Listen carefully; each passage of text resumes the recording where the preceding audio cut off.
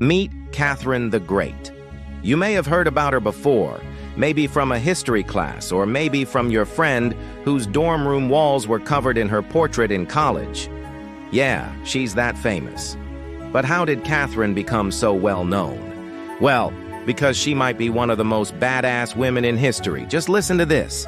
What if a foreign princess could seize the throne and transform an empire? That woman was Catherine the Great. Born in 1729 as Sophie of Anhalt-Zerbst, a minor German princess, she was brought to Russia to marry the heir to the throne, Peter III.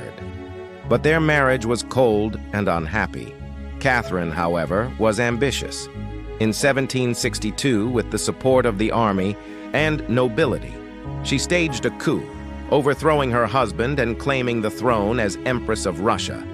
From that moment, Catherine ruled with vision and determination. She expanded the empire's borders, pushing into Poland, the Black Sea, and even toward the Caucasus.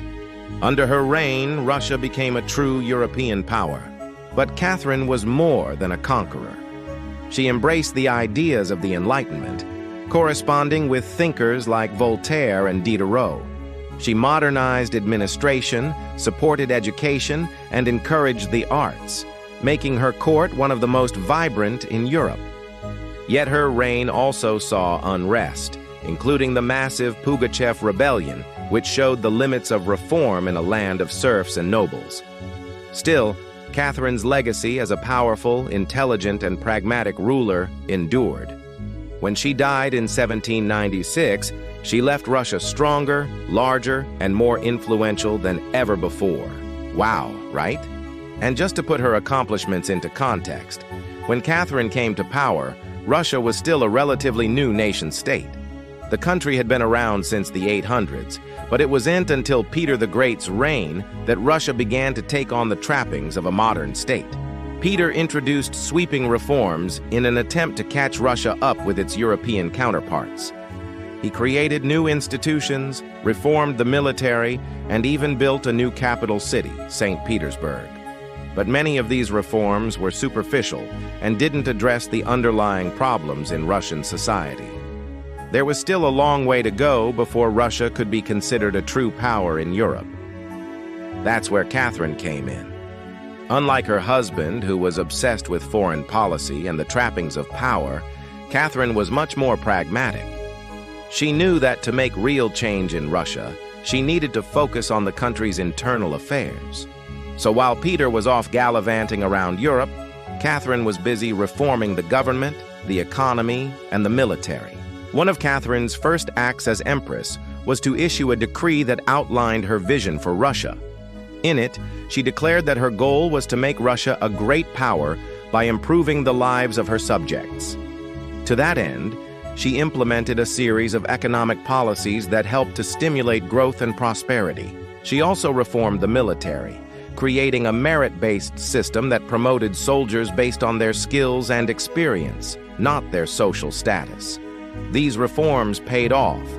Under Catherine's rule, Russia's economy grew by leaps and bounds.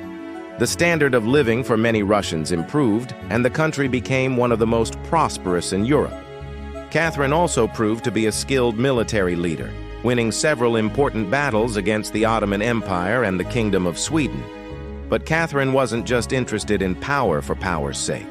She was a true believer in the Enlightenment, and she wanted to use her power to make the world a better place. She corresponded with some of the leading thinkers of the era, including Voltaire and Diderot, and she used her influence to promote their ideas in Russia.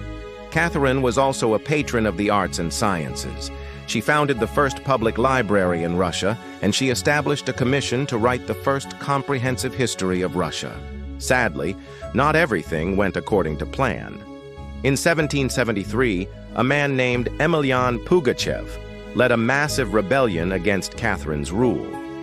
The Pugachev Rebellion was the largest in Russian history, and it highlighted the deep-seated problems in the country. Despite the rebellion's ultimate failure, Catherine was forced to recognize that she couldn't ignore the grievances of the Russian people.